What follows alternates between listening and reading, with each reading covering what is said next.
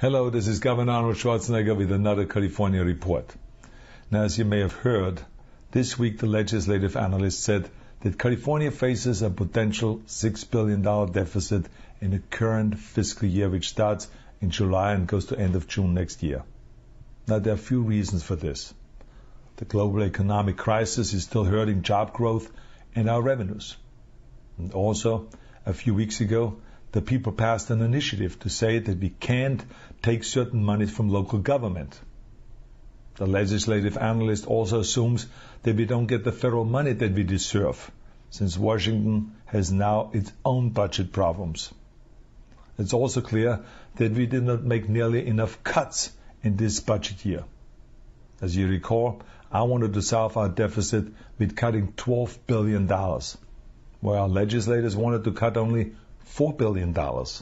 In the end, after 3 months of going back and forth and negotiating, we compromised on $8 billion in cuts.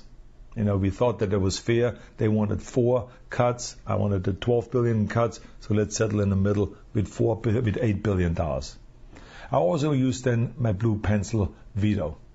And then I cut an additional $960 million in spending, which caused, of course, a huge uproar amongst the big spenders here in Sacramento.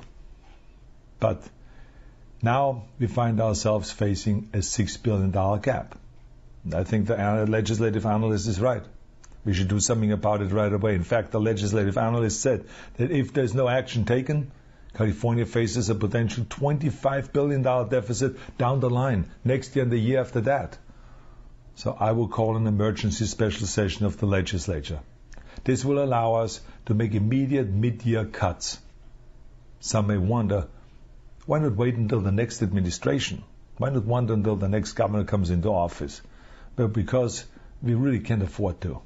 It would be irresponsible. Every day of inaction, the problem grows bigger and bigger and bigger. And keep in mind, many of the gimmicks that Sacramento used for decades to kick the can down the road are no longer available.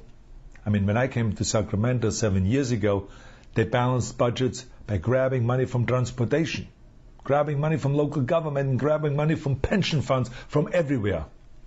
Well, this trickery never fixed the budget.